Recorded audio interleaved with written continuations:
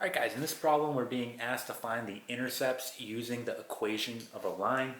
So here we can see that we have an equation of a line given to us, and they want us to find the intercepts. So again, the intercepts are going to be the points where it's crossing the x and y axis. So if I just draw out a quick example here. Alright, so here is our coordinate grid.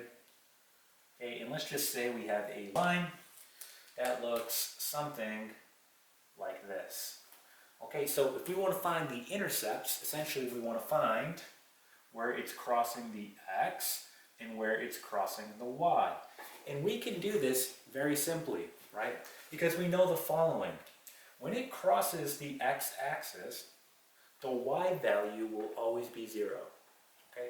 And when it crosses the y-axis, all right, the x value will always be 0.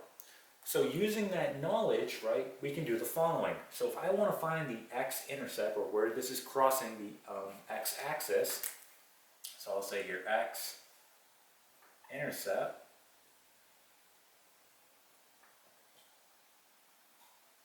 I can do the following. So here is my equation. I just said that whenever it crosses the x-axis, the y will always be 0.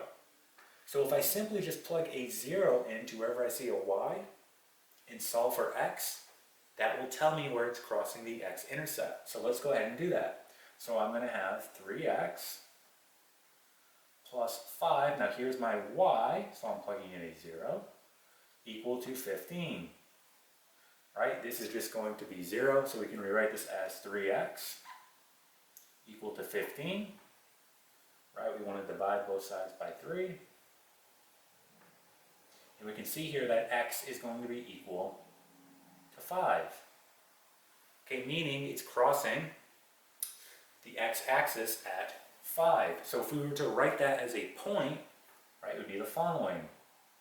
5, 0. Okay, so there is our x-intercept. So why don't we go ahead and just record that, right, x, and we'll abbreviate here. So our x-intercept is going to be 5, 0. Okay, let's go ahead now and find the y-intercept. So let's go ahead and erase this work. And essentially we're just going to do the opposite. All right, so let's erase this.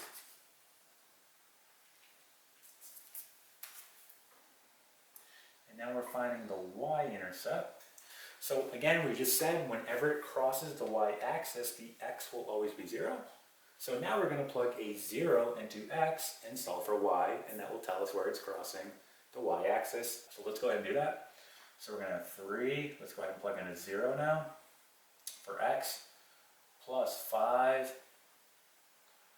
this is y equal to 15. Again, this will just become 0, so we get 5y equal to 15, divide both sides by 5, we see here that y equals 3, right? So it's crossing the y-axis at 3, right?